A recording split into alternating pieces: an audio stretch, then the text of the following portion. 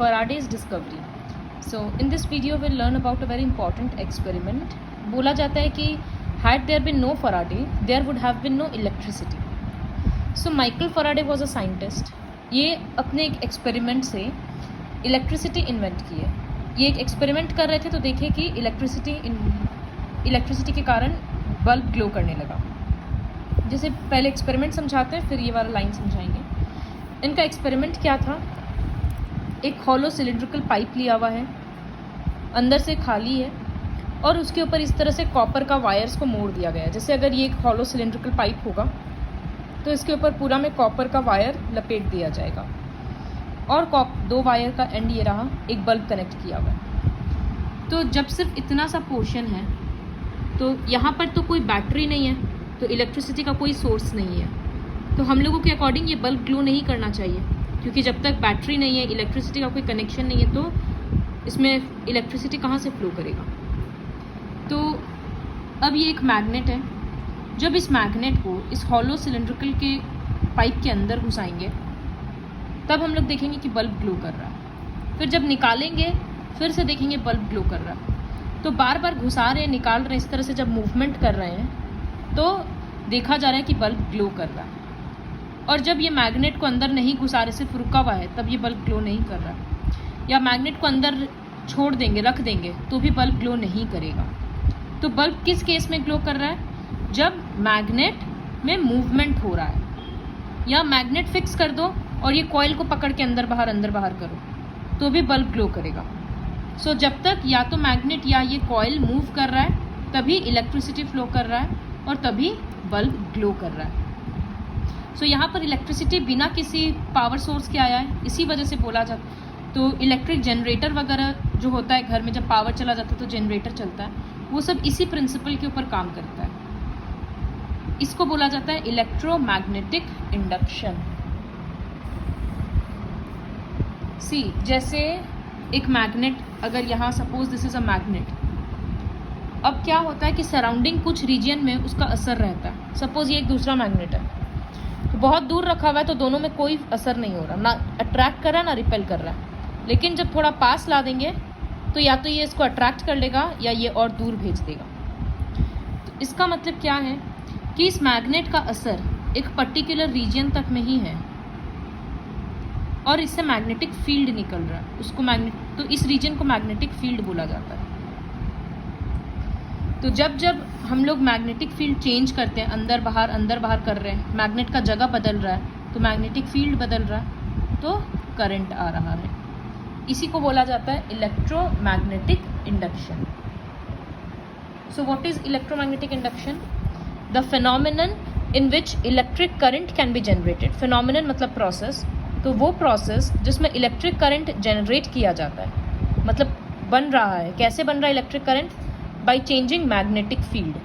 उस magnetic field को बार बार change कर रहे हैं तो इलेक्ट्रिसिटी प्रोड्यूस हो रहा है. इसी प्रोसेस को बोला जाता है इलेक्ट्रोमैग्नेटिक इंडक्शन. और इसीलिए यहाँ बोला गया है had there been no Faraday there would have been no electricity, कि अगर फैराडे नहीं होता तो इलेक्ट्रिसिटी नहीं होता.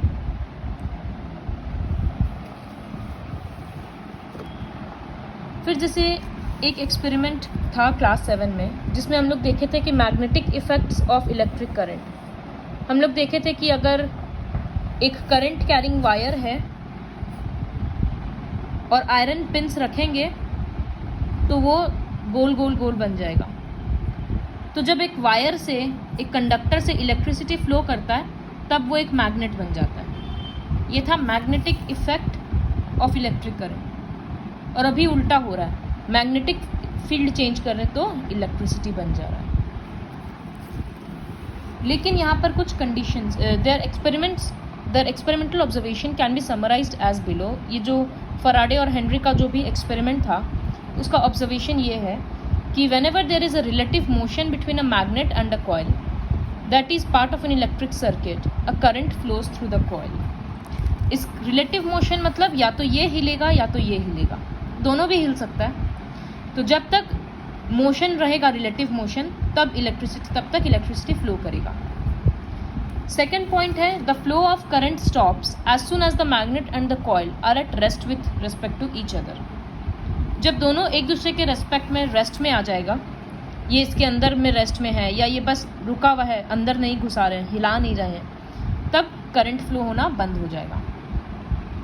थर्ड पॉइंट है, the faster is the relative motion between the magnet and the coil, the more is the current that flows through the coil. जितना ज़्यादा रिलेटिव मोशन होगा, जितना स्पीड में हम लोग अंदर बाहर करेंगे, उतना ज़्यादा करंट प्रोड्यूस होगा। फोर्थ है, the direction of current obtained by moving the magnet away from the coil is opposite to its direction when the magnet is moved towards the coil. Suppose जब हम मैग्नेट को अंदर लेकर जा रहे हैं, तो अगर करंट इस तरफ फ्लो कर रहा है, अगर इस तरफ भी कर सकता है, तो सपोज हम मैग्नेट इस तरफ लेके जा रहे हैं तो करंट इधर फ्लो कर रहा है, तो जब हम मैग्नेट को निकाल रहे हैं तो करंट फिर उल्टा फ्लो कर रहा है, मतलब इधर से फ्लो करेगा। तो करंट का डायरेक्शन बदल जाता है, कभी वो इधर से फ्लो कर रहा है, कभी वो इधर से फ्लो कर रहा है, और वो किस पर डिपेंड कर रहा है कि मैग्नेट को अंदर घुसा रहे हैं या बाहर निकाल रहे हैं। तो ये 4 पॉइंट है जो लर्न करना है। ये क्वेश्चन में आएगा कि what are the observations of Faraday's experiment. The phenomenon of electromagnetic induction forms the underlying principle of all modern day generators and transformers. Generators mechanical energy को कन्वर्ट करता है इलेक्ट्रिकल एनर्जी में। बहुत हद तक ये प्रोग्रेस करने में हेल्प किया। डू यू नो नहीं करना पड़ेगा। So this is all about the chapter. Now I discuss a few questions from the exercise, तो कंसेप्ट और क्लियर होगा चैप्टर का। Most of the liquids that conduct electricity are solutions of. जो liquid electricity conduct कर रहा है, या तो वो एसिड का सोल्यूशन है, या तो वो बेस का सोल्यूशन है, या तो वो किसी सॉल्ट का सोल्यूशन है। The dash the concentration of an ion in the solution, the greater is the conductivity of the solution. Solution में जितना ज़्यादा आयन्स रहेगा उतना ज़्यादा वो इलेक्ट्रिसिटी कंडक्ट करेगा। So the more the concentration, और द हायर द कंसंट्रेशन भी लिख सकते हैं। थर्ड है, the passage of an electric current through a solution can cause dash effects. So अगर इलेक्ट्रिक करंट पास कर रहा है एक सोल्यूशन से, तो हम लोग फर्स्ट पार्ट में क्या पढ़े थे कि या तो उसका कलर चेंज हो सकता है, या बबल्स रिलीज हो सकता है, या कोई मेटल आकर डिपॉजिट हो सकता है, तो can cause chemical effects. When electric current is pass through copper sulphate solution, copper gets plated on the plate connected to the dash terminal of the battery.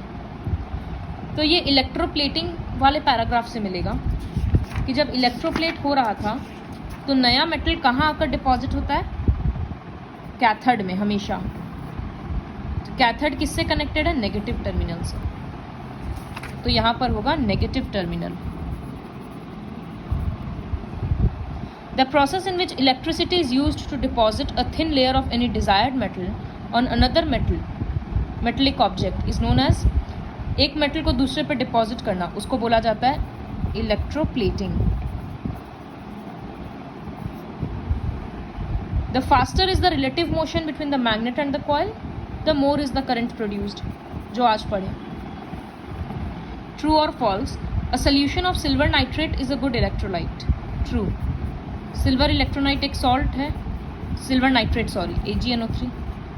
तो नाइट्रिक एसिड काफ़ी strong acid है, इस वजह से true. An electrolytic cell consists of a cathode, anode and an electrolyte. True. Oxygen gets liberated at the anode during the electrolysis of acidified water. True. Book में लिखा है electrorefining is the process of coating one metal on another using electric current. ये false होगा क्योंकि उसको electroplating बोलते हैं। electrorefining तो electricity पास करके metal को purify किया जाता है। The phenomenon of electromagnetic induction was discovered by Italian scientist Alessandro Volta. False. ये तो फराडे किया है, Alessandro Volta voltaic cell invent किया। Take the correct option. The name of 4 electrolytes are given below. Weak electrolytes identify करना है। तो nitric acid तो strong है, इसलिए ये तो होगा नहीं, स्ट्रॉन्ग एसिड है, तो ये स्ट्रॉन्ग इलेक्ट्रोलाइट है। सी वाटर में बहुत सारा आयंस प्रेजेंट होता है, इम्प्योरिटीज़ होता है, तो ये भी स्ट्रॉन्ग इलेक्ट्रोलाइट है। टैप वाटर कंपैरेटिवली वीक है, और ऑक्सैलिक एसिड ऑर्गेनिक एसिड है, तो ऑर्गेनिक एसिड वीक होता है, इस वजह से वो इलेक्ट्रोलाइट भी वीक है, तो ये option. Electrolytes conduct electricity due to the movement of mobile ions लिखा था बुक में, मतलब जो आयंस इधर से उधर मूव कर सकता है, तो positive as well as negative ions. Electrode connected to the positive terminal of the battery, ये टर्म्स लर्न करना होगा। Anode, the phenomenon of decomposition of an electrolyte when electricity is passed through it, उसको electrolysis बोलते हैं। In fact electrolysis का definition यहीं से learn कर लेना, क्योंकि बुक में कहीं भी ठीक से वैसे है नहीं। जैसे H2O से इलेक्ट्रिसिटी पास कर रहे थे तो हाइड्रोजन और ऑक्सीजन रिलीज हो रहा था, तो वाटर डिकम्पोज हो गया with the help of electricity, तो electrolysis. The process of coating से आयरन विथ क्रोमियम, तो उसको इलेक्ट्रोप्लेटिंग बोलते हैं। State the appropriate term used for a liquid or solution which can conduct electricity, electrolyte. ये define करना है, वो खुद से कर लेना, distinguish, sorry. Name the device that converts chemical energy into electrical energy, तो केमिकल एनर्जी से इलेक्ट्रिकल एनर्जी मिलता है, ये सारे बैटरीज में होता है, तो वोल्टाइक सेल। उसमें हम लोग देखे थे कि एसिड लिए थे, बल्ब ग्लो किया था, 2 इलेक्ट्रोड डिप किए थे। Mechanical energy into electrical energy, मतलब इलेक्ट्रिकल एनर्जी मिलता है, तो जनरेटर्स में होता है, तो लिख देना जनरेटर, ट्रांसफार्मर, जो आज पढ़े। ये क्वेश्चन खुद से हो जाएगा। An electrode A is connected to the positive terminal while B is connected to the negative terminal. So give the names of electrode A and B. जो पॉजिटिव टर्मिनल से कनेक्टेड होता है एनोड, जो negative terminal से होता है cathode. Name the process associated with the circuit shown here. Tap water है तो समझ में आ रहा है इलेक्ट्रोलाइसिस हो रहा है। टैप वाटर मतलब H2O डिकम्पोज हो जाएगा, तो प्रोसेस होगा electrolysis. Name the gases produced at A and B। Hydrogen और ऑक्सीजन बनता है, तो ये भी लर्न करना पड़ेगा कि ऑक्सीजन एनोड में रिलीज होता है और हाइड्रोजन कैथोड में। तो gas produced at A is oxygen, gas produced at B is hydrogen, ये लर्न करना होगा, ये सब खुद से लिखना है। Give reasons for the following. Sodium chloride does not conduct electricity, well solid sodium chloride electricity conduct नहीं करता है, लेकिन वो सोल्यूशन के फॉर्म में करता है। तो solid sodium chloride the ions are not free to move, but in its solution form the ions are free to move and thus they conduct electricity. Second, it is not safe to carry out electrical repairs outdoors during a heavy downpour, मतलब बारिश के time पे electrical connections को repair नहीं करना चाहिए। Why? Because water is a good conductor of electricity and there is a chance that the person will get electric shock.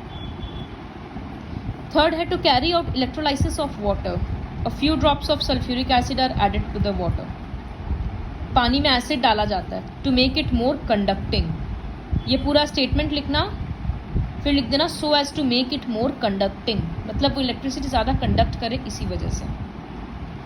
Kitchen gas burners are often coated with chromium, वो reason उसमें लिखा है practical applications में, वो खुद से देखना। यहाँ पर है कि 3 सेटअप दिखा दिया, तीनों में क्या क्या लिक्विड है वो दिखा दिया electrolyte.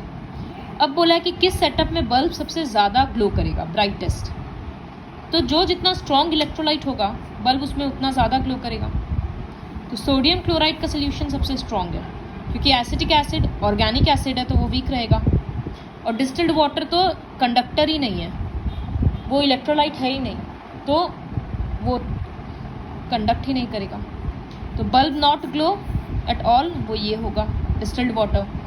Bulb will glow the brightest, वो सोडियम क्लोराइड सोल्यूशन, और डिम मतलब कम जलेगा, वो acetic acid. Justify your reasons electrolyte के उस पर दे देना, स्ट्रॉन्ग इलेक्ट्रोलाइट, वीक इलेक्ट्रोलाइट, और डिस्टिल्ड वाटर में देना it has no ion so it does not conduct electricity at all.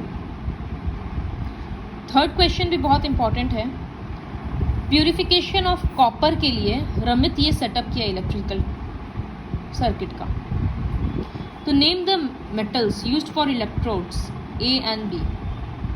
तो ये बात याद रखना है, इलेक्ट्रो रिफाइनिंग में ये शायद लिखा हुआ है बुक में। See, pure copper rod is made the cathode and impure rod as anode with copper sulphate solution taken as electrolyte. तो यही पूछा था कौन सा इलेक्ट्रोड ए है, बी है और क्या इलेक्ट्रोलाइट रहेगा। तो ये यहाँ से मिल जाएगा। Name the process of purification electro refining, इस तरह से मिल गया। ये क्वेश्चंस खुद से करना है। ये वाला हम ऑलरेडी एक वीडियो में दिखाए थे कि स्टील स्पून में अगर सिल्वर इलेक्ट्रोप्लेट करना है तो उसको डायग्राम के हेल्प से हम बताए थे। पुराना वीडियो देख लेना अगर नहीं मिलेगा तो।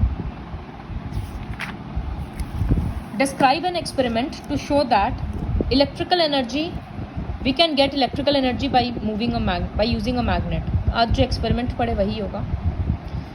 6th है coil of insulated copper wire is connected to a torch bulb. Copper wire का कॉयल इस तरह से जो सेटअप था वही है कि एक बल्ब से कनेक्टेड है। अब एक बार मैग्नेट को अंदर पुश किया जा रहा है तो what will be the state the likely response of the bulb will glow. फिर जब पुल कर रहे हैं, बाहर खींच रहे हैं तो भी बल्ब विल ग्लो। थर्ड है held stationary with in the coil. Coil के अंदर मैग्नेट को बस रख दिया गया तो बल्ब विल नॉट ग्लो। यहाँ पर ये नहीं बोलना होगा डायरेक्शन ऑफ करंट रिवर्स हो रहा है नहीं हो रहा है, क्योंकि सिर्फ बल्ब का कंडीशन पूछा है। तो ये पूरा वर्कशीट पूरा एक्सरसाइज कंप्लीट करना है और लर्न करना है पूरे चैप्टर को।